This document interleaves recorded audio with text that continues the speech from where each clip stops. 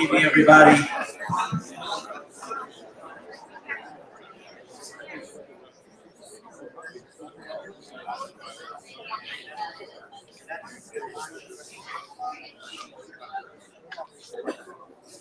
want to welcome everyone to our annual Yom HaShoah program. Ask you to please silence your cell phones. Please rise and give your attention to Chazan Shimi Kamenetsky, who will lead us in national anthem.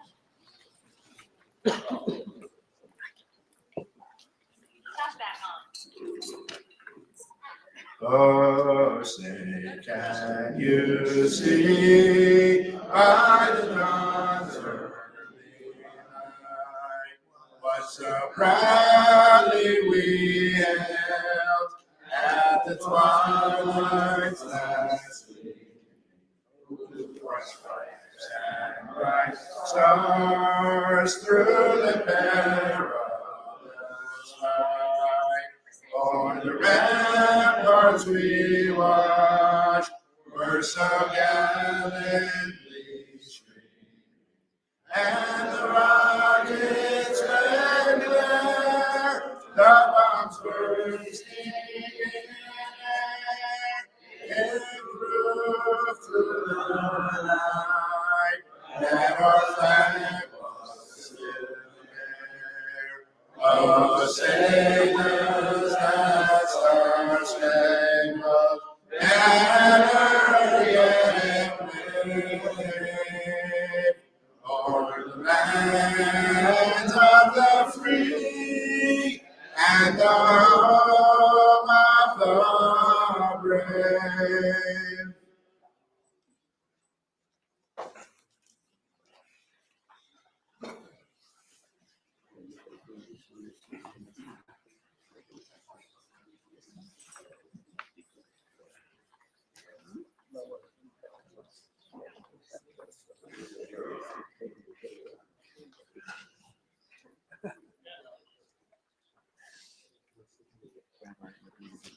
Rabbi Goldberg, Rabbi Moskowitz, Rabbi Brody, rabbis, fellow congregants. Hold up, we can't hear. Is this not working? Rabbi Goldberg, Rabbi Moskowitz, Rabbi Brody, rabbis, fellow congregants, and guests. I want to welcome you all to the BRS Yom HaShoah Remembrance Ceremony and Program. My name is Anita Stern-Hearing, and I have been a BRS member for 29 years. I am named after my father's mother and sister, Hannah and Miriam, who both perished in the Shoah. I was born and grew up in post-war Europe, in Antwerp, Belgium. Even though the Shoah was present all around me, my family did not talk about the war. I don't know if it was to protect us, the children, or if it was just too painful for them. But this was not a topic that our family talked about. As opposed to my husband, Sam, who heard many stories from his father, I don't really have much personal information. Both my parents were born and lived in Antwerp their whole life. My father, Shlomo Stern, and grandfather were hidden by farmers in the Belgian countryside during the war. His mother and 3 siblings were deported and never came back. My maternal grandfather was deported early in the war.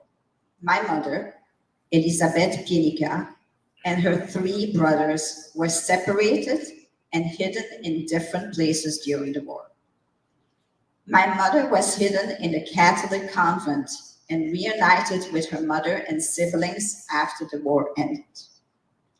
My grandmother, Boama Hela Kana Pienica, opened a grocery store after the war and raised her 4 children by herself.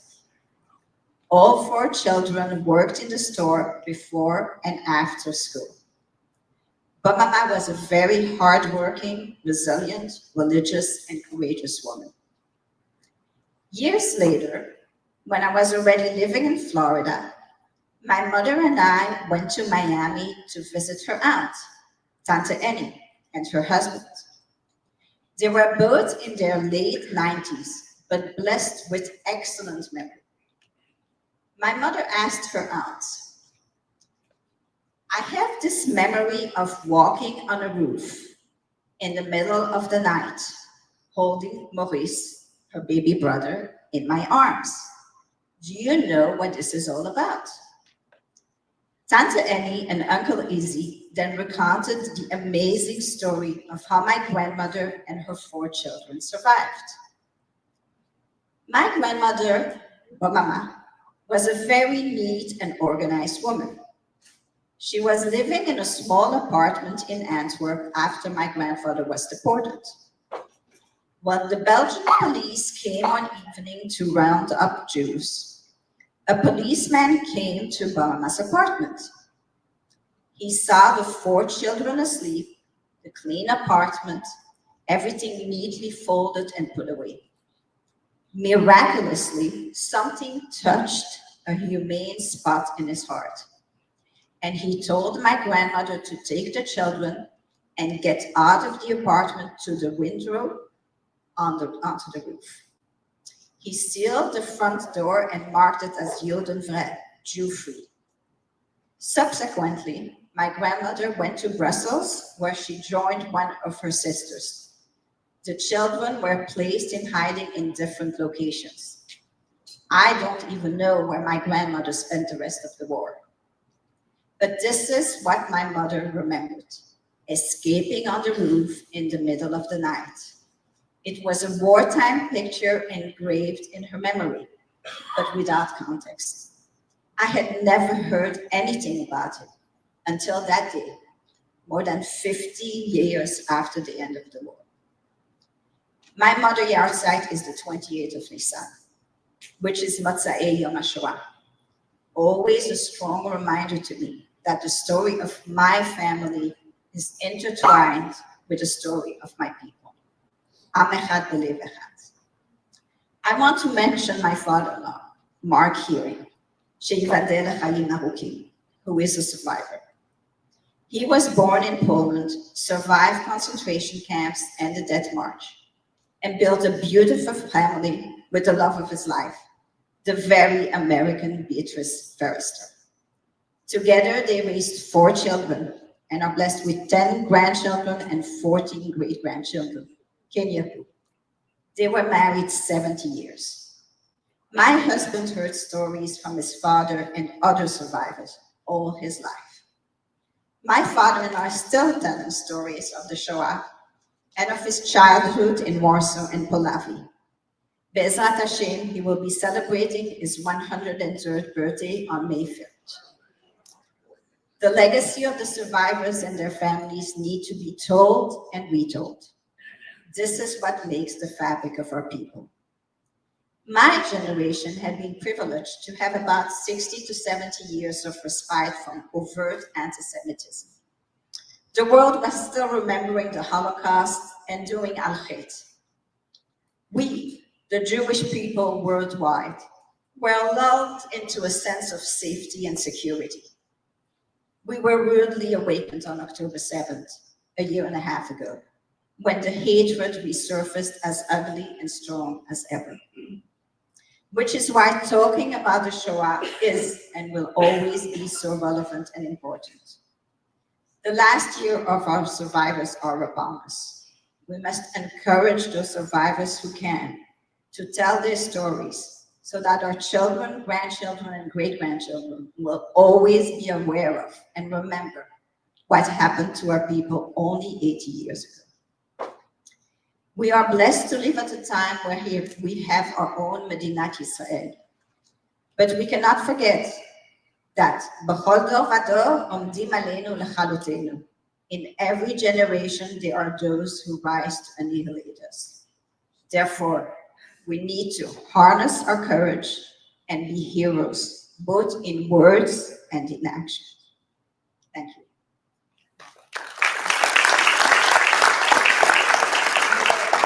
We will now proceed with the memorial candle lighting ceremony.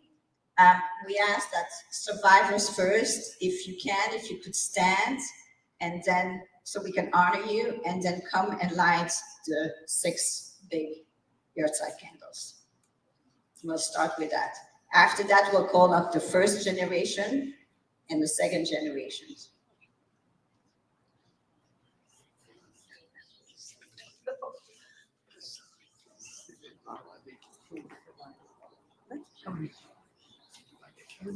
Very bad. Let's see.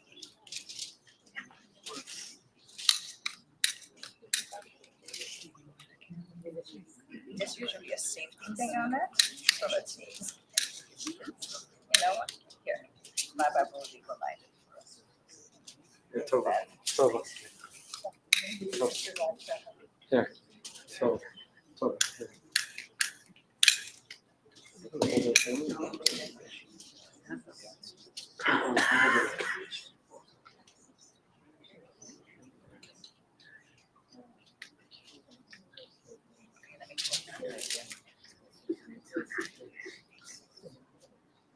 Will the children of survivors please come up and light candles?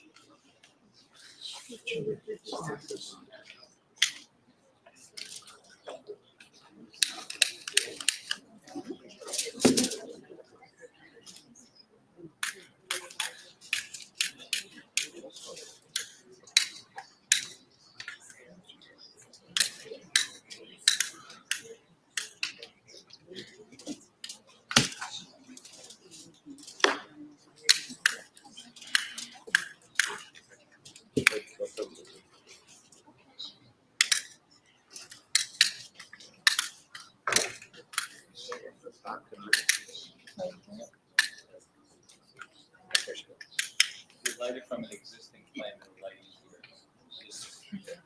easier.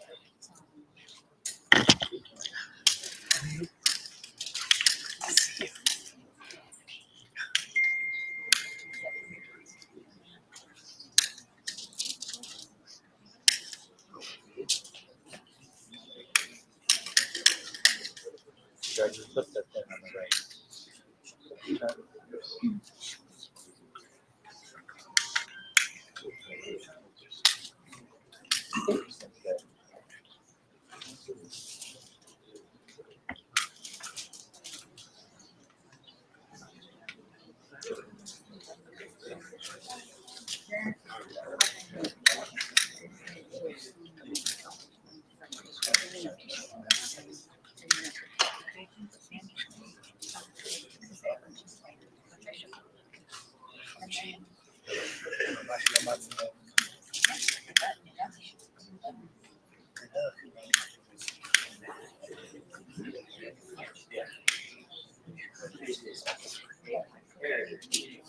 We now call upon the grandchildren of survivors and anybody else who would like to light a candle.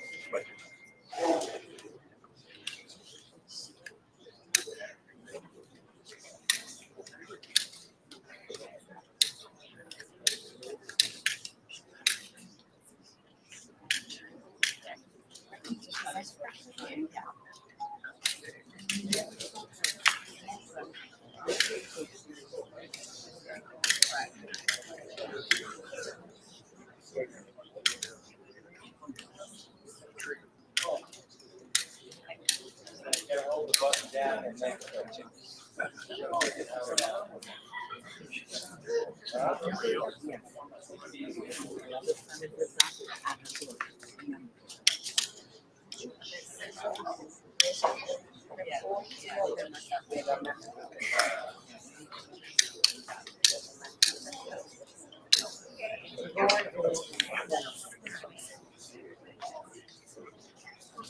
I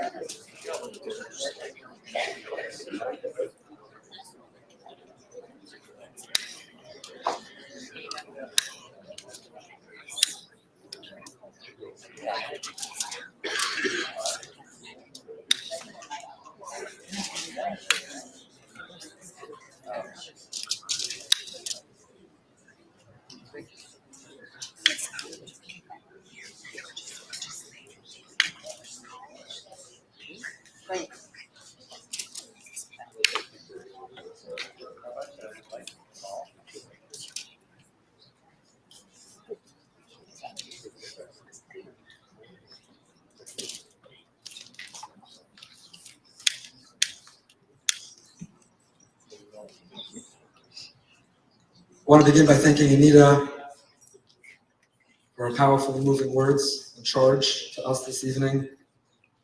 And thank you to you and Sam for co-sponsoring tonight's meaningful program and all that you do, not only for the Kaddish committee, but for our community for many years. Also, a big thank you to the Fishers, the Klingers, and Mark, thank you for all your efforts in coordinating tonight. The Halberstams and the Pensies families for your generous sponsorship for this very, very important night of the year. For Yom HaShoah, when we get together, first and foremost to memorialize, to recognize, to honor the memory of the Kedoshim of the 6 million martyrs, the greatest genocide in human history, the worst atrocity in mankind. And the more, as Anita said, we live in a world in which the word genocide is distorted and misused and misapplied, the more critically important it is to get together and to remind ourselves and the world what the word means, how to use it accurately, and the people to whom it really deserves to be applied and appreciated, the Kedoshim, the martyrs, the 6 million who are no longer here. We're so grateful and honored this evening to be joined by Tova Friedman, and I want to thank Taya for joining her. It's not easy to make the trip and to come and to open and to share and to revisit horrors of the past. From the bottom of our hearts, we're so grateful that you are here, that you've chosen to be with us today, Yom HaShoah, this evening, to open our eyes and our hearts, to tell us your story, to let us relive it with you, and to learn, hopefully, its powerful lessons. I want to introduce Tova by way of an insight from Reverend Lord Jonathan Sachs, Zecher Tzadik Livracha. In our parsha, in our Torah portion in Shmini, we have an unusual dialogue, a very peculiar debate between Moshe and his brother Aaron. Aaron is reeling from a sense of loss, his 2 sons so abruptly taken, so suddenly on what should have been the happiest day of his life. And instead that joy is turned to sorrow. And suddenly, Nadav and Avihu, their lives are taken. And yet, nevertheless, to a certain degree, and I don't say these words lightly, the show must go on. And the sacrifices must be offered, and Aaron must continue to play the role he's in. And there's a debate that ensues. Should Aaron eat from the sacrifice? Should he completely pay that role or not? Moshe and Aaron, there's pushback, there's debate, there's tension. What exactly are they arguing about? What is this discussion? And what's its relevance and lesson, its timeless lesson for us today? And I want to read to you from Rabbi Sachs, because I think his insight is so important now as much as ever, so captures why we're here, what Yom HaShoah is about, and I think is the most apt introduction to the speaker whom we're privileged to hear from momentarily. Writes Rabbi Sachs, Aaron is in a state of grief, but Moshe implies Aaron is not simply a private person. He's the high priest. The people need him to perform his duties, whatever his inner feelings. To this, Aaron replies, would it really have been right in the Lord's eyes if I'd eaten an offering today? The words are opaque, and we can only guess at their precise import. That is the law I accepted, but had I acted on this inaugural day as if nothing had happened, would this not seem to people as if I were heartless? As if the service of Hashem meant the renunciation of my own humanity? This time Moshe is silent. Aaron is right, and Moshe knows it. In this exchange between 2 brothers, a momentous courage is born. The courage of an Aaron who has the strength to grieve and not accept easy consolation, and the courage of a Moshe who has the strength to keep going despite the grief. It's almost as if we are present at the birth of an emotional configuration that will characterize the Jewish people in centuries to come. Jews are a people who have more than their share of suffering. Like Aaron, they did not lose their humanity, but neither did they lose their capacity to continue, to carry on, to hope. Like Moshe, they never lost faith in God, but like Aaron, they never allowed that faith to anesthetize their feelings, their human vulnerability. And concludes Rabbi Sachs, that, it seems to me, is what happened to the Jewish people after the Holocaust. There were and are no words to silence the grief or end the tears. Yet, like Moshe, the Jewish people found the strength to continue, to reaffirm hope in the face of despair. A mere 3 years after coming eye to eye with the angel of death, the Jewish people, by establishing the state of Israel, made the single most powerful affirmation in 2,000 years that Am Yisrael Chai, the Jewish people, lives. Faith does not render us invulnerable to tragedy, but it gives us strength to mourn, and then, despite everything, to be able to carry on. To me, that's what Yom HaShoah is about. We pause and we mourn. We're not a callous people, we're not indifferent, and even if 80 years have passed, the pain, the sting is real. It hurts, and it hurts terribly. And it hurts particularly when there are survivors who live that atrocity among us, who tell not a story we read in a book or we watch in some documentary, but that they lived, that's real and palpable, that's part of their consciousness and therefore part of ongoing memory, that is real grief and real pain. And Yom HaShoah, we pause to lean into it, to experience it. It is a day of mourning. But simultaneously, it's a day of hope and a day of faith, and a day of perseverance, and a day of resiliency. Because that is the continued ongoing story of our people. It's the attribute and the argument of an Aaron we have to grieve, but also the compelling and persuasive position of a Moshe. And yet, we also must carry on, we must continue, we must, Am Yisrael Chai, put one foot in front of another. That's what our heroic survivors did. And Yom HaShoah, therefore, is not only a day to grieve and mourn and recognize those whose lives were lost, the Kedoshim, but also to recognize and to honor the survivors on whose shoulders we stand, and a flourishing, thriving Judaism, a Yiddishkeit, a Torah community that is expanding such of ours, is only here because of them. Because they didn't turn it in, they didn't give up hope after all that they had been through. They didn't shy away from fighting the Jewish fight and from leading in their communities and building Jewish institutions and creating the continuity, the miracle that is the Jewish people that we are today. As I wrote about in my article of this week, the ADL this week came out with their 2024 results of anti-Semitism and found that yet again it set an all-time high.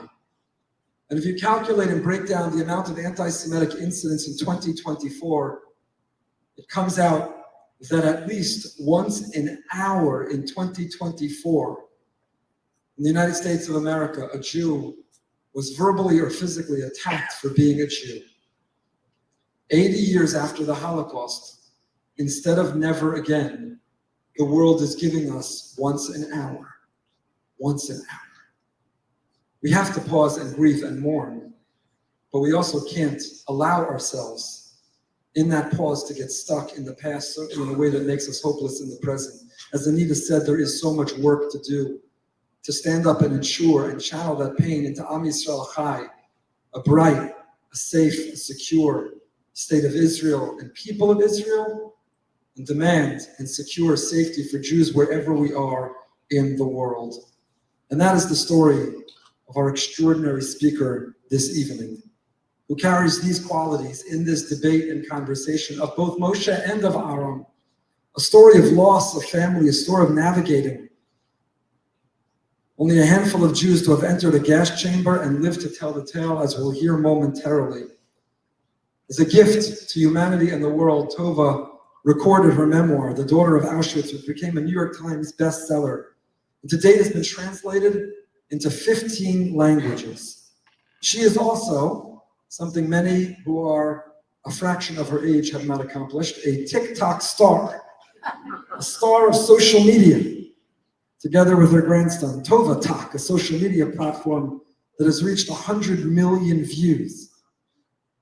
To dig in and to draw from her painful past, but not to wallow in a past, to inspire a brighter present and to secure an even brighter future. That is her story, and we're so grateful. Thank you, Tova, for being with us this evening and sharing your story that will enable us to mourn and grieve a past, but also charge and empower all of us to leave tonight with a sense of responsibility to secure a better future. Please rise and join me in welcoming a heroic survivor, Tova.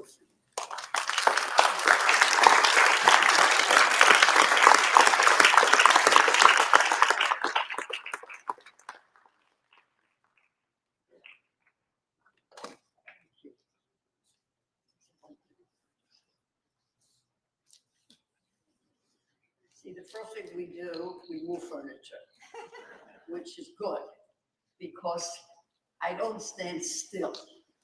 I don't use a podium, and I'm not a lecturer. What I want to do is to take you with me to an experience that I hope that nobody, you can just hold it, that nobody will ever have to do that. You know, I just spoke about it yesterday. Am I on? You're okay. I spoke about it yesterday, and I'm repeating it today. And I say to myself, by the way, a wonderful cousin brought me here, David Klinger. People know you, I don't know. They know you.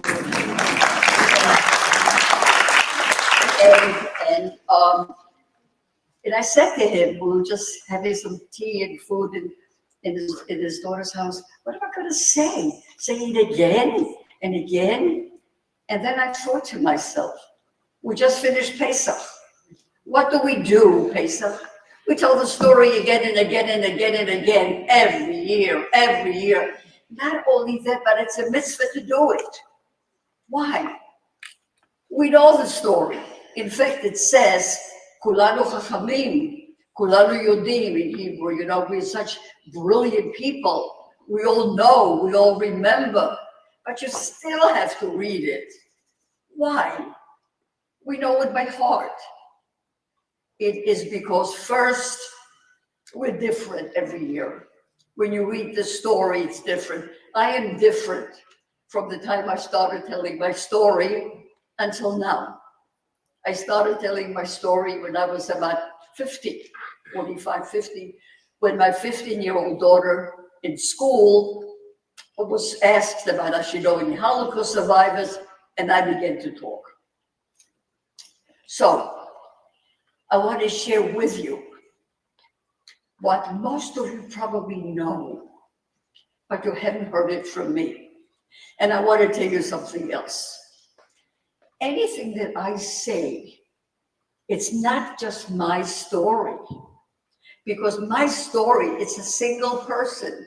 You'll have to multiply it by 1.5 million children who aren't here to tell theirs. They disappeared. And you know that when every child disappeared and gets killed and murdered, it's just not one person. It's the generations that would have come from those children. Those children would have been married, have their children. It's for every child, there are hundreds and hundreds of deaths because the generations are gone. So here I am. I'm not supposed to have been here. One of the big things that you probably know is that Hitler wanted to get rid of children. That was his first thing. And when I was younger, I didn't really understand it. But as I get older, I say, what did he have against children? He has this gigantic army with all its, weapons. What does he want from babies? But he was very clever. Very clever. You know why? Babies grow up like me. And they become either soldiers or they have memory. We have memory. He didn't want us to have any memories because it was supposed to have been done in secret and complete denial. Throughout the entire war, there was a denial that there was no killing of Jews. And he had a method to make sure that nobody wrote about it or the world didn't know about it. So the kids were killed the first. I was born in 38, 1 year before the war, in a town called Tomaszow Mazowiecki, 17,000 Jews, very active. My father told me stories after the war, how active it was. At the end of the war, 200 people were left out of 17,000. And then, of course, they all died because it was in 1945. So naturally, so there's nobody left anymore. The town has disappeared. There were hundreds of children. At the end of the war, five were left, and I am the youngest, so I'm still here. There is one more person left. She's in her 90s, but she doesn't talk anymore about it. She used to. Now she says she can't. So I feel I am the only one left to represent my town and the people who were murdered. I have a fabulous memory in general. I still have it, by the way. For my age, I'm losing some of it, but I still have it because I'm a therapist. And the therapist is sort of trained, to remember the stories. It's part of our education. But my memory is good for another reason, much more important. My mother was with me a lot. From the time I was born, of course, all through the ghetto. I'll tell you all the process. The ghetto till Auschwitz. But in Auschwitz, we were separated. Men, women, everybody was separated. But before that, she was with me, and she would talk to me. And I always tell kids, now I don't know about this community, but where I live, kids text to each other all the time. They don't make appointments, they don't call, they don't use the phone, they text. And I say to them, texting has no emotions in it. I remember things because my mother's voice spoke to me. And she said, yes, this is what's going on. She believed in different type of parenting, which some people use now, is that tell children everything. My mother hid nothing from me. When I saw people on the floor, they were dead from cholera, from starvation, she said, yes, they died from such and such. When I saw a child wandering, and I'd say, Mom, what is this child doing here? She said, they're orphans. They lost their parents, and they're starving, but I have no food to give them. So I heard all of this. We lived in a ghetto. Now, what happened in my ghetto happened in every single ghetto all over Europe. There were close to 900 ghettos because it was a style. You see, when a German a company came into a town, they didn't have to think of what to do. They had it all planned. It was all in writing. They knew what to do. The first thing is you kill the children. And I'll tell you something, so they shouldn't have any memory. And so the parents shouldn't be busy with children because what they wanted the parents to do is to be workers. You can't work if you've got little kids around. Second, you kill the elderly. Why the elderly? But who's elderly? 50 years and over. Why?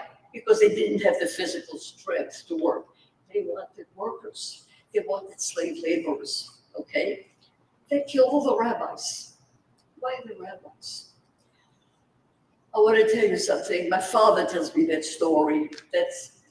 I don't, the problem is that when I speak, I can't always bring everything to you. So I select. But right now, my father told me the story that he was at the train station at the cattle cars, where they had put all the rabbis, they were going to their deaths. They were going to Treblinka, those that weren't shot. And before the door closed, his rabbi said, "Don't forget us. Don't forget us." That was one of the talks, because the rabbis in that shtetl, but my mother comes from a very Orthodox Hasidic family. My father didn't, but it didn't matter. A rabbi was a rabbi. You kill your rabbi and you kill your structure. Then they killed all the teachers, those schools, right?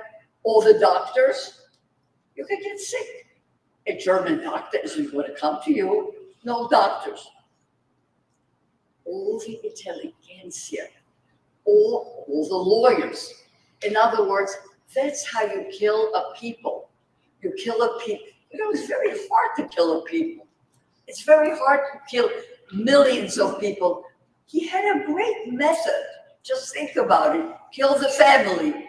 Kill the grandparents, who are the structure of a family. Kill the children, and kill all the people around that you could go to get help from. Who was left? People in their 20s, maybe 30s.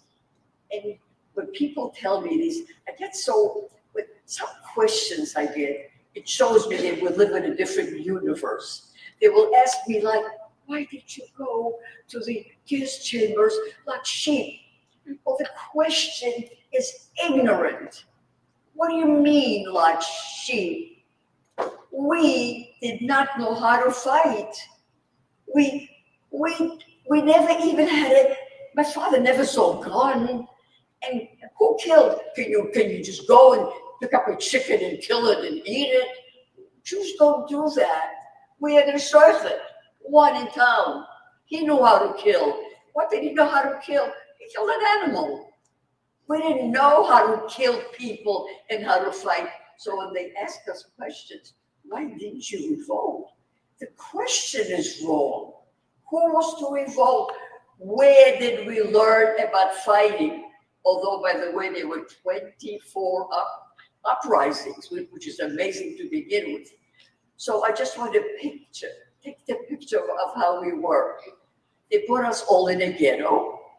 The ghetto, we had about, we don't know, but 15, 16,000 people in 250 apartments, tiny apartments, one bedroom, no bathroom, no running water,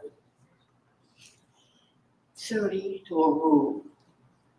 And that's how I lived. That's my memory, because I was under the table all the time. I was under the table because there was no space. Also, it was safe. Children were safer if they were not visible. They knew who we were because we had cards. We had cards with Juden on it. And if you were 6 and older, you had to wear a band. Nobody was hidden. You couldn't. There was no place to hide. However, you didn't have to be visible. My mother, by the way, throughout the whole war, taught me not to be visible. That was one of her big lessons. So I was under the table. I remember when they came in, Germans, I could hear it. I could hear everything. Took my grandmother, my mother's mother, and killed her outside, shot her right outside. A few weeks later, my father walks in, and he says to my mother, and I can hear them. I hear everything. He speaks Yiddish. And he says, I just put them on a truck. I know what that was. It was on a truck to take them to their deaths. I knew it because a few days earlier, able-bodied people, like my father and my mother, it was mostly men who did the work, not women. And they dug graves. So listen, when you talk about why did you go like sheep to the slaughter, think of the psychological issue of a person who dug the graves for his parents and for his children. What does he want to fight? Who is he fighting for? Who is he protecting? They're dead. So it was a psychological death, not only a physical death. Now, I'm going to tell you the style. I'm sure you know it because this is a community with a lot of that type of education. When they dug the big graves, they were very large. Some of them were as big as almost, across and very deep. They would undress you. You face the grave. You were shot in the back, naked. I want to talk about nakedness for a minute. Since we were not people, we were animals or worms, we didn't need clothes. We didn't need privacy. We didn't need bathrooms. We didn't need anything that was human. So I remember in Auschwitz, there were people walking, naked people all over. Nakedness is only for animals are naked. Human beings need clothing, but we weren't people. So they shot every single person like there in the beginning. And by the way, these were the good times because we still lived like family. We lived, my mother and my father, we lived together. What did they do with the clothing? They took the clothes. They had special workshops. My mother worked in one of the workshops. They fixed them. They cleaned them. They sent them to Germany because the German population needed clothing. So that was the beginning. That is my memory of the ghetto.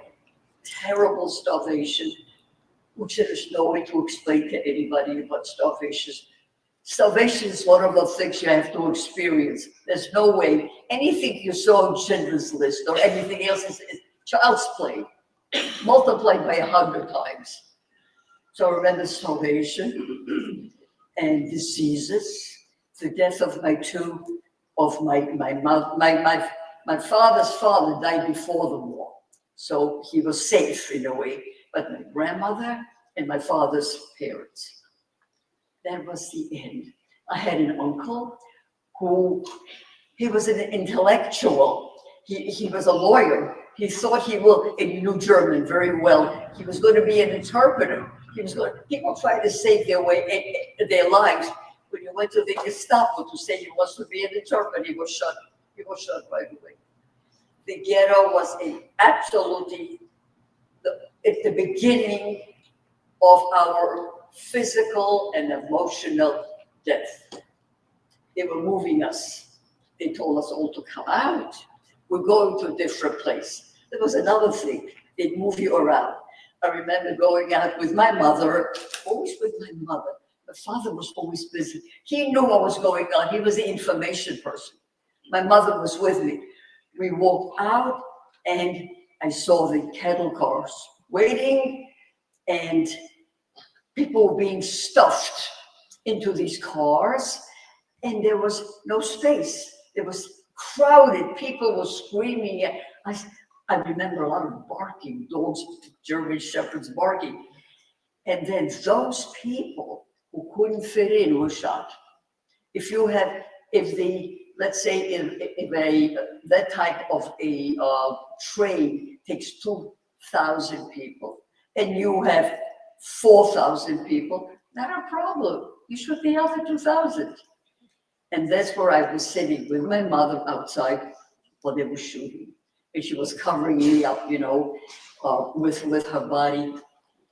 It was just sitting in one place and not the other. I wasn't chosen. Because if I was chosen, then what happened to the other people? What happened to the other kids? Why were they not chosen? So I just think I was what I happened to be. We made it. We made it. The train went to Treblinka. We knew that. And we knew when you go to Treblinka, the chances are you'll never come back. Maybe 50, 60 people were left. We were the cleaning up squad. Jews did everything. They didn't do anything. They just stood with their guns and shooting if necessary. But all the work was done by the Jewish population. So I and my mother, I remember, and my father began to cleaning from place to place. Why? Because we were leaving that camp, going to another one. And in case somebody ever comes at this camp and looks at it, and there'll be no sign of blood. because they tried to deny that any murder was going on. So we went, I remember going and picking up pieces, and it's like a nightmare for me when I really think about it. But I didn't have to do that. But I was too afraid. I was too afraid to be alone anyway. So I was holding on to her. So I followed her. Sometimes we would find a dead person who didn't want to go on this train, didn't want to leave the house. He was killed. We had to take him. And once in a while, I had my father say something. Didn't know what it was. Years later, I used to say, "What did you mumble? What did you say?" He said, "I said Kaddish." Now, you know, I know you're all Orthodox here, right? I know that I'm not. I know you are. But the idea that Kaddish praises God, that you can praise God when all these people have been murdered, it doesn't make sense in my head. I don't get it. So, but that's who we are. We praise God with death. Okay, and my father, who was not a religious person, but maybe, you know, traditional, he did that because he had to bury these people. The place was closed. We went on a truck and we went to the next place. The next place was called Stankovice. There was a labor camp. There, my parents did absolutely nothing but work. They get in the morning, they get up, a truck came, took them to work. They were the slave laborers to work in an ammunition factory. The kids were out of their own. There weren't many kids left, maybe 20 or 30, because they've killed them before. Somehow, some of us survived, so we were there. And I need some water. Sorry. Oh. And then my mother began teaching me survival skills.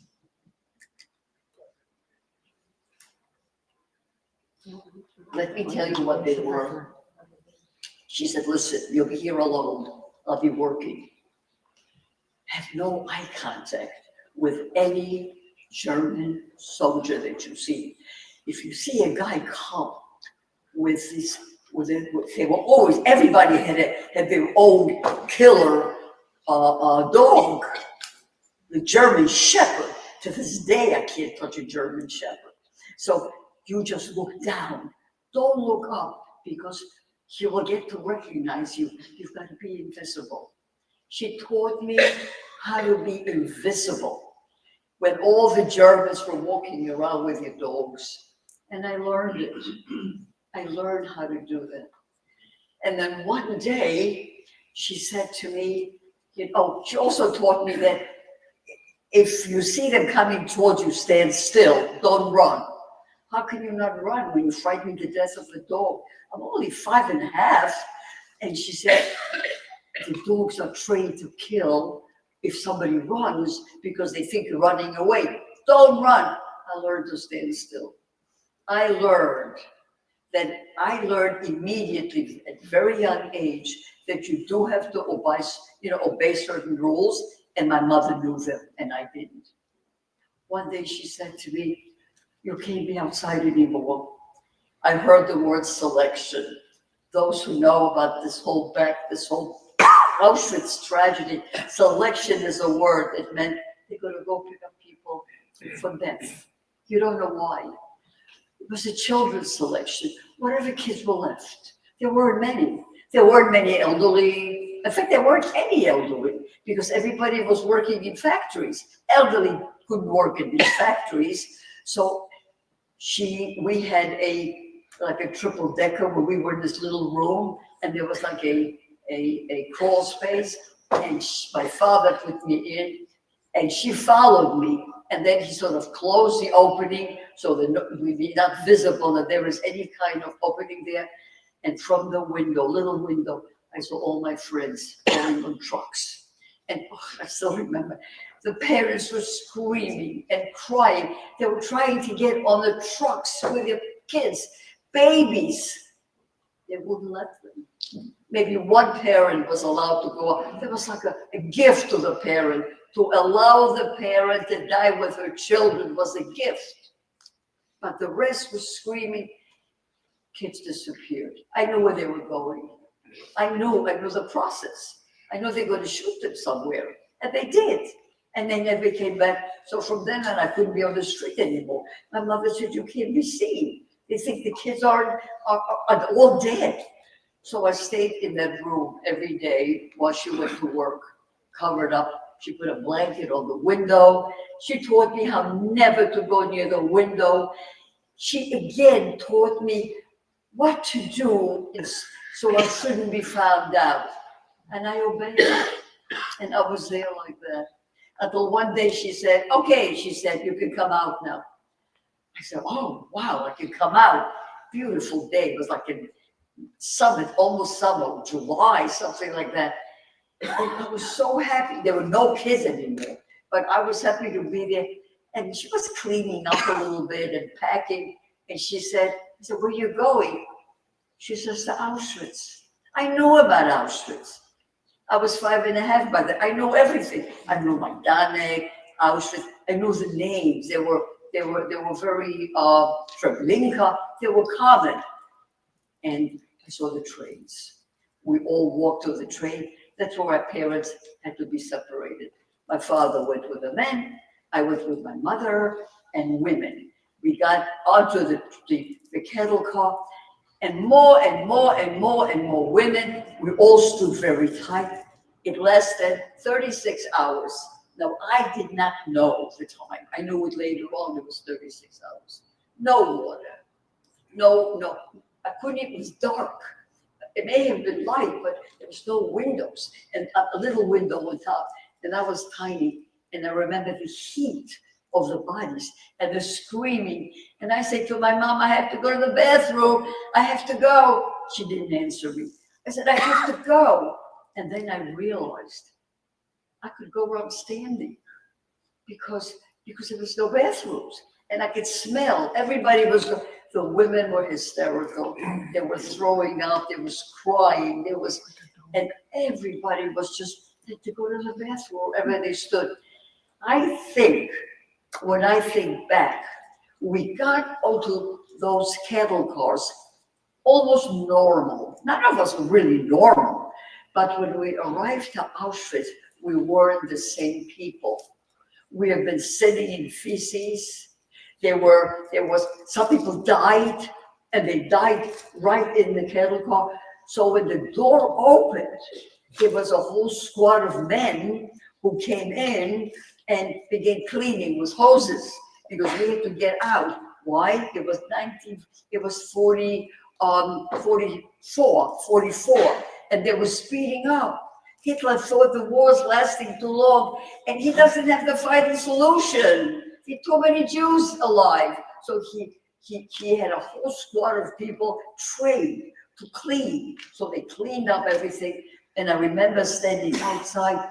It was, and I said, "Mom, what's the smell?" It was terrible smell inside, but it was a weird smell outside. And she pointed out, she showed me the burning of the bodies. It was the crematorium. It was black smoke and thick black smoke. She didn't have to say much. I knew. She never told me that. I just knew. I knew. And then all of a sudden there was an order. Get undressed again. The getting undressed was the most common thing. Men, women, just, who needs clothes if you're not a person? Who needs clothes? Now, let me tell you about this. I read about it in a book. Being there, I knew nothing, of course. Even my mother didn't know. Mostly when you arrived to Auschwitz and you were under a certain age, 14, 15, I never know that you had to be a certain height. You had to be tall in order to work. If you weren't, or if you're pregnant, if you were sick, straight to the crematorium. My age, every child, I'm telling you that at the end of the war, there were 5 kids left. Every child was straight to the crematorium. Why wasn't I? I read in a book that said we arrived on a Sunday. Of course, I didn't know it was a Sunday. And because it was a Sunday, the Germans were Christians, which is another mind-boggling. and they were resting, and they only had, I think, 4 gas chambers or something, and they didn't want to have another one. There were 5 there. So they said, oh, we're going there anyhow, since Auschwitz-Birkenau was for death only, we'll go later. So in a way it was luck. Had I come on a Monday, on a Saturday, on a Tuesday, I would be here. But because I didn't, I came on a Sunday so that I could go into Auschwitz proper. But before then, they shaved our heads. Before we entered, my head, everything shaven, my clothes I had left by the trains, walked naked into this building. Everybody, all the women, everyone. And we got some clothes, and then they marched us into Auschwitz proper. We got a barrack, and we got a middle, like I call it a shelf, like a bed. And then she taught me again survival skills. She said, listen, there'll be more and more women joining us. There were just the 2 of us. There'll be more women. You have to learn when you sleep not to move around too much, because if you move, they'll have to move. Everybody has to be very careful so that life is not so terrible. Don't move. Don't turn around. Okay. Then she said, you're going to get a tin cup and a spoon and a bowl. If you lose it and somebody's going to steal it, she said, remember, people are going to steal it from you because this means life. She says, they're going to come around. I don't know how she knows it. They're going to come around and they're going to have this big thing with some soup and some little bread. We got fed twice a day. About that size, black, dark bread, and some kind that looked like soup, but it wasn't soup. It was something. And she said, they don't look at your face. They just, you put out your bowl and you get something. No bowl, no food. And the person who stole it will get 2 portions. I tell you, nobody stole anything from me. That's for sure. I was very careful. I watched. So, but the worst again was the bathroom. It's amazing. You know, I was a civilized child. Even throughout the whole thing, I was a civilized. I took showers. I washed. I went to the toilet. My mother taught me in these conditions. All of a sudden, she says to me, you can go to the bathroom whenever you want to. You have to go with adults. I said, what if I can't hold it in? She said, you will. You're going to learn. And by the way, I did. I went in the morning with all the adults, and then with the at night also. But one day, I really had to go. So I skipped the line. There was a line, and I just let go of my mother's hand, and I ran to be in the front. And I was so anxious to go to the toilet that I fell in. It was such a big hole. I don't know if anybody's been to Auschwitz, but there's like a board with holes in it. I fell in, and my feces went, and there were rats, and they tried to get me out. I remember they were screaming. Women were helping. They were helping her, and helping my mother. My mother was trying to get me out, and then they hosed me down. But the smell was everywhere. And then next day, 2 days later, I began to feel sick. I must have caught some kind of a bug or an infection from this dirt. And I got so ill that I couldn't walk. Now, I knew what illness meant because every morning they would come to our barrack and take the sick and the ill and the dead into the gas chamber or crematorium. If they were dead, it was the crematorium. If they were weak, it was the gas chamber. So I knew I had to hide it. I tried very hard to hide it. I didn't tell anybody. I remember walking like this, because my eyes had pus, and then people noticed she's sick. People were afraid of epidemics. Epidemics was, even the Germans were afraid of epidemics. And then somebody's yelling, wait a minute, she's ill. Picked me up, took me out, of the barrack and took me somewhere else. I think they were carrying me. And I don't know, it was like a hospital without doctors. So if you have an illness, you just die. You don't infect it. There were so many soldiers there. They were afraid that the German would catch the diseases. There was typhus and so forth. I don't remember being there because I had very high fever. But I do remember going in, and then all of a sudden I opened my eyes, and a strange woman was standing next to me. She says, "Come on, let's get dressed, go." I said, "I want my mother." She said, "No." I said, "I want my mother. I want to know." She said, "You don't have a mother. Come with me." And that's I realized that I no more mother. And she gave me a pair of shoes, and I didn't know how to put them on. And I remember her saying to me, "A 5.5-year-old girl should know how to put on a pair of shoes." I'm 5.5. I didn't know that. I didn't even know what 5.5 was, but I was something. She took me away, and we came to the children's camp.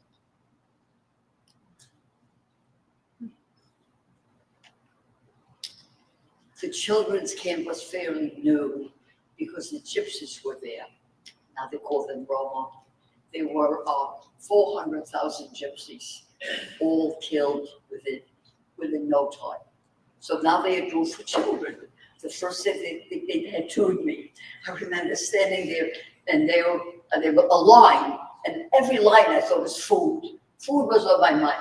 I know we're getting some food, so I fought to be as close to the beginning of the line. But when I got there was this woman sitting with a pen, like a pen and ink, and she said, "Give me your arm." She had a list, and she said, "This is your name. What's your name?" I gave her my name. She said, No. 27,633. Say it. I couldn't say it because I didn't know what she was saying. It wasn't published, and I don't know letters. I don't know numbers. I don't know anything. She said, say it, because till now they were counting us standing outside for hours, 3 hours, 4 hours, 5 hours. Now the kids didn't have to because they had numbers. So all they had to do was call out your number, but you have to say here when your number comes up. But I couldn't remember it. So I remember her. She was a Jewish woman. She must have been 18, 19. I remember how she tried very hard to teach me. She said, "Just say the words, and I learned it. I kept walking around, and she gave me a rag with water in it, and she said, don't rub, make it very tight, press, it shouldn't swell." So then I became a number, and I remember it very well. I even memorized the number of my bunkmate who was dying. I could see that she was, I knew that everybody knew how long somebody asked. And when she died, I took her to the front of the room with all the other dead kids. But I was so excited that I knew her number. I memorized her number too. So nobody should be punished. And when her number was called, I said, yeah, it's the number, she's there. Did I worry about her death? No. I worried that if she doesn't sit here, they'd be looking for her. The numbers had to be there. Let me go a little bit fast forward. One day, I get a gift. It's a great gift, and it's a bag. In a bag is a piece of bread. Now, I don't know if you know what a piece of bread meant to us. It probably meant, it was the insurance that you mean I die right away. I took this, I wouldn't want to eat it. I wanted to save it for later. When I really need it, I hid it. And it said on it, happy birthday. Somebody read it. I couldn't read it. Happy birthday, 6th birthday. Said I knew I was 6. I was 6. And this was my birthday present. But I never got to eat it because in the middle of the night, big rats came. You could hear the little feet and the noise, and they ate up the whole bread. My daughter's telling me that I have very little time left. So I will speed up a little bit and you can ask me questions, because to me, questions are more important. I want to know if you have want to know, not what I want to tell you. It's more important for me to answer your questions. All of a sudden, we heard, we're getting a meal. And you have to understand that food was everything. Food was our mind every minute of the hour of the day. Somebody once said, not me, somebody asked somebody, did you ever think of God? And the person said, yes, it was a piece of bread. That's it. So here, they're announcing, we get a meal, we get in food. So we have this fabulous breakfast, really great. We eat, okay, get dressed. I know what it was. We were going to the gas chamber because the barrack before us went a week earlier. They also had a meal. Kids talk to each other. We knew everything what was going on. Maybe not the political stuff, but we knew what was going on in the next barracks. So we ate and we started walking. I'm going to skip some parts to it because there's something, but we come there and we arrive in this gigantic room, which is gray, completely cement, gray walls and numbers with hooks all around. And there's an announcement, take off your clothes. I told you again, it's freezing outside. We're naked. And it says, but make sure you know where you put your clothes, because when you come out from that door, there was a door with a gas, with a little window that they could look in.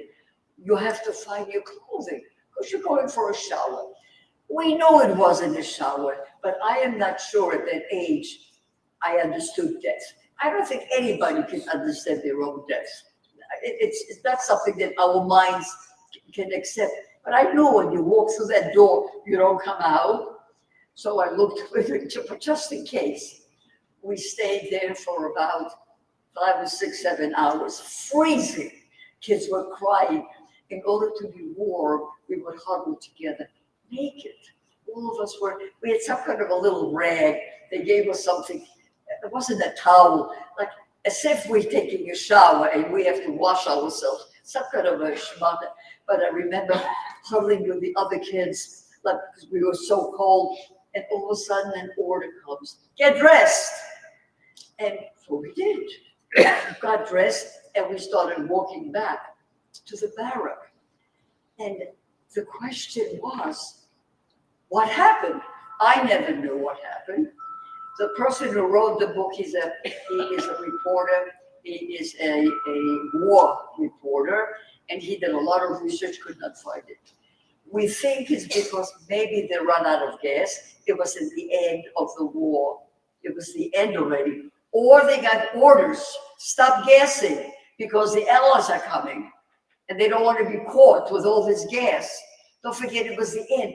And at the end, I want you to know, the German army, they were irrational.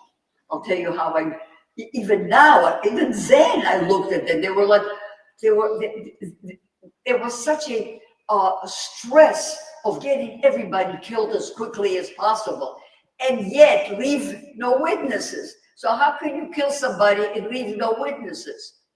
So we are back in the barrack now. Yeah. And one day we wake up and the person who took care of us wasn't there, but the door was open. It was unlocked. Usually it's locked. Not one of us moved. But we were all saved. The entire barrack that was in the gas chamber came back into the regular barrack, into our previous barrack. A week or two later, there was such chaos, and the door was open, but we were too afraid to walk to the door because the noise outside was just horrendous. Shooting and yelling and the dogs barking. We could have walked out, but everybody was frightened. So here we're again, huddled together, not knowing what to do and absolutely starving. We had no breakfast that day. All of a sudden, my mother, I didn't know it was my mother, a woman walks in. Oh, I can't even describe to you how she looked. She was like, schmatters all over. She had a little bit hair, no hair. She was swollen everywhere. And she comes towards, she looks around the whole room, and this woman comes towards me. And she says, I'm your mother. I said, you're my mother?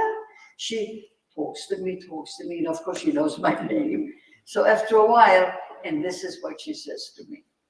You hear all the noise outside. You see, she's talking to me as if I'm an adult. You see all the noise and the barking and the shooting. They're getting us all to go to Germany. You know who Germany is? It's very, very far away, she says. Because, and look, she says, it's snowing outside. It's freezing. I will not walk. I will not be able to walk. They want all of us out because the Russians are coming. And they don't want the Russians to see what's going on here. So they're forcing us to walk. She looks at me and she says, you know, you can survive this walk. I can't. And I don't want you to live by yourself in this world. This is not a world for children. She said, you know, I want to stay in Auschwitz. And will you come with me? We'll walk out now because the door is open. And if we die together.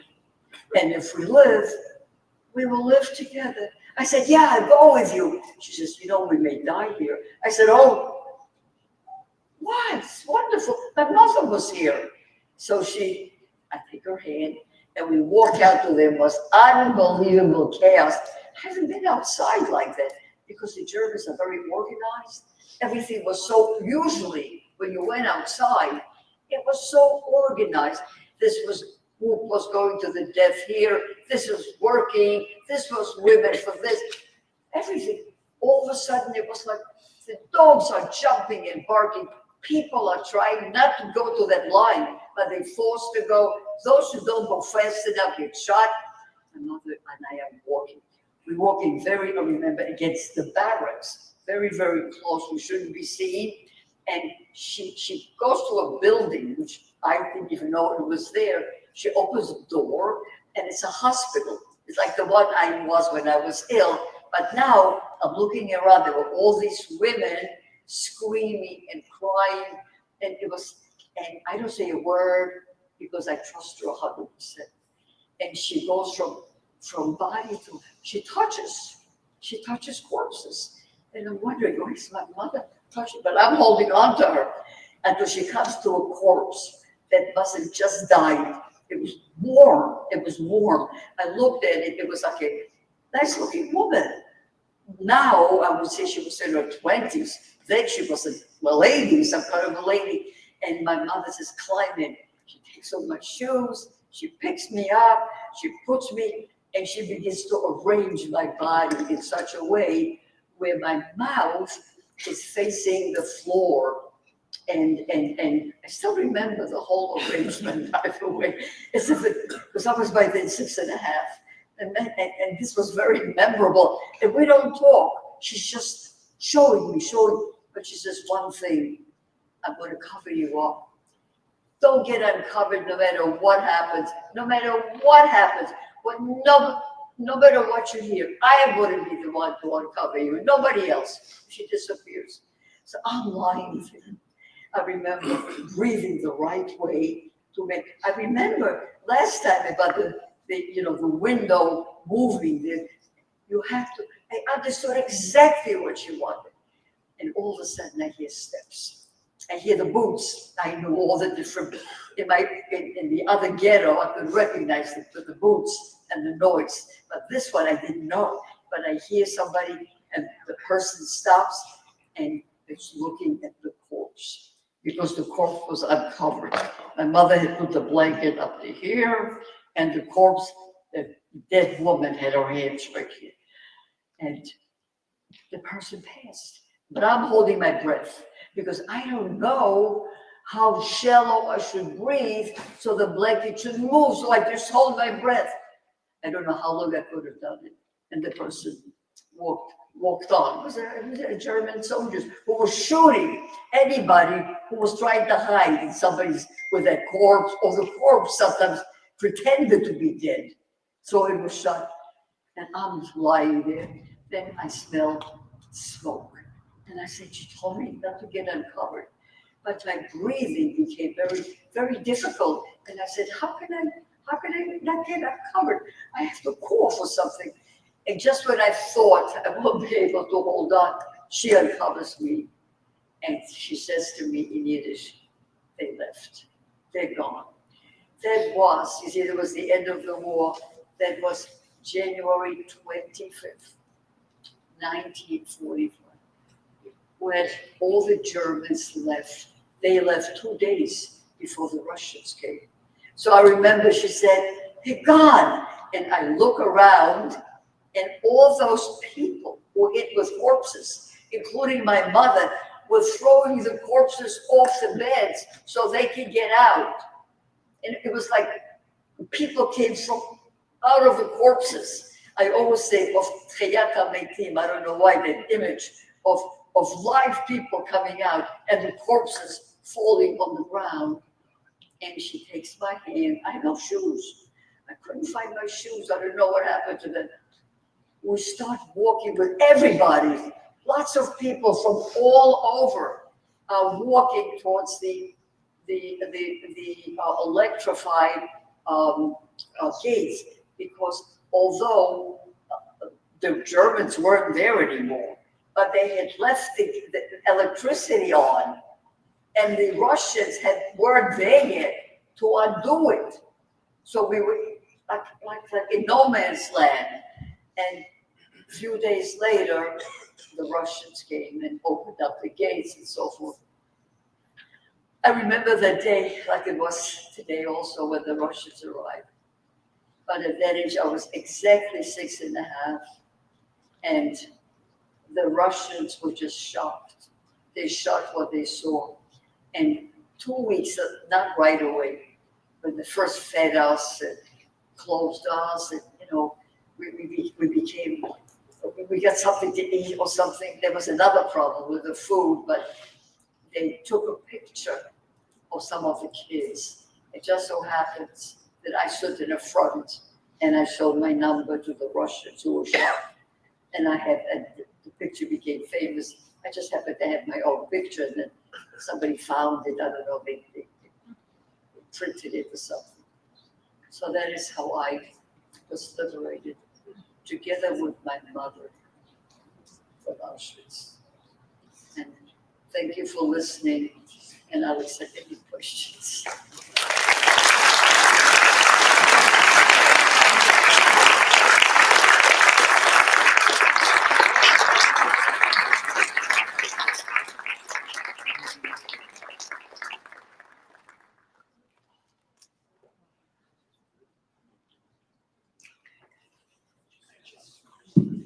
If anyone has any questions, we have time for 1 or 2 questions. Raise your hand.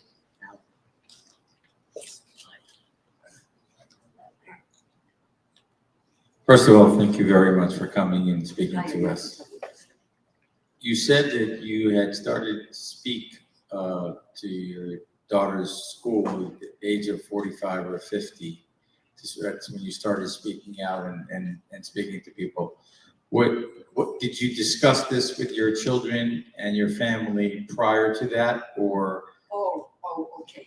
It's a very good question. When I came to America, when I came, what? Oh, can you hear me? When I came to America, I thought, I'll tell everybody. I was a kid. I was 11 and a half. I went to school. And everybody said, don't do it. We don't want to hear it. Forget about it. Forget about it. You're in America now. Nobody wanted to hear anything. I never spoke about it until my oldest daughter was 15.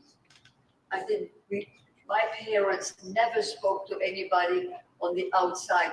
You had to be part of the club. It was the club of Auschwitz. They would meet Friday, Sunday, and start. Oh, Gedeks, you remember him? How did he die? Can you remind me again? That's how they would talk to each other. Yeah, in fact, I'm not sure he's dead yet. It was 1950. They weren't sure yet. Maybe we can still find him somewhere. They would talk for hours, but only to each other. Never to the outside. I don't think my father or mother ever told anybody anything, except to somebody you have to be there because some of the stories which is not acceptable to the American public. You just said, no, you don't do that. You know, they wanted me to change my name. I should. They wanted me to do this. My teacher told me, cut your hair. I had braids because I was 3 years in a DP camp. You know, so my hair grew back and all that. Change your name and never ever talk about it. Always wear long sleeve shirt. I said, okay. I wanted to fit in. If that's what I have to do in this country, that's what I'll do. So we never talked about it. Wants to know if you told your kids about it. Oh, Yes, that's later. later, Later, I married, I had kids, and with my poor kids, from the time they were like 3, would come over to me and say, why is there something written on your arm? You're not supposed to write on your hand. I said, no, I didn't do it. And I said, some bad people did it. And that's all. As they got older and older and older, my kids grew up with it. I hid nothing. In some families, I don't understand why somebody would not tell their children. I told them right away. I told them from anytime they asked me the smallest question, they got a whole story. You know? And here is one of my kids, one of my wonderful daughters who probably, by the way, when I'm not here, she'll tell my story. Yes, we promise. I have a son. Okay. I ask everyone to please rise, give your attention to Shimmy, who will lead us in the Kalmale for the martyrs of the Holocaust, and finishing with that takeaway.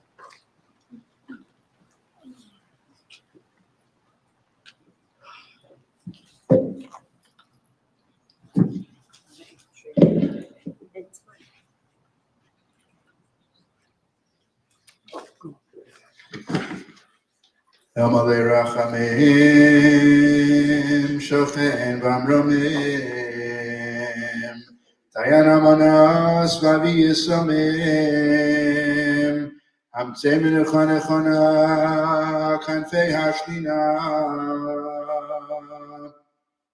B'ma'alos Kedoshim Utarim, Kizar Harakia Mirim Umasirim, Lenishmasem shall revival Safa Yisrael, Anashim v'nashim, Yiladim v'yiladosh, Nergu v'nishchatu, v'nisrufu, v'nechneku, v'nekperu chayim.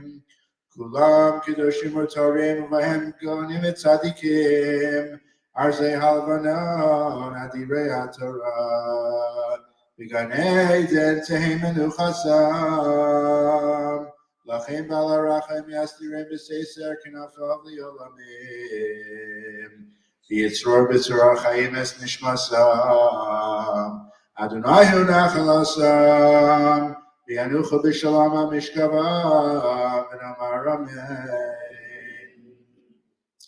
Kol b'alev ha'penima, nefesh Yehudi, Atel Yisrach Kadima, Ayin Letziyah Tzofira, Olam Tikvateinu, Tikva Batno Tabayim,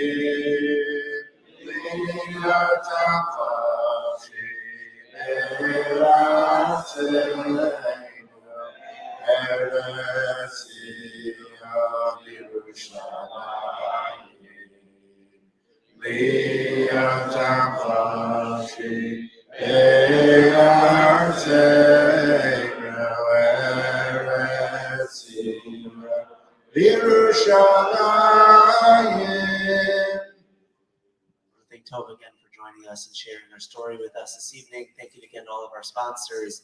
Wish everyone a good night. They'll be married in just a few minutes.